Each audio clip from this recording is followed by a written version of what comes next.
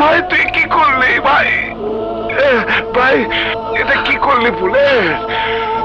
আরে ভাই, আরে আরে ভাই তুই পিঠে গুলি করলি কেন? গুলি করবি তো আমারে কইতি, আমি তোর লিগে এই বুকটা পাইতা দিতাম। মাফ করে দিন বড় ভাই, 5 কোটি টাকা সুপারি পাইছি, টাকা দিয়ে স্বপ্নের সাথে আমি ভালো জীবন শুরু করব।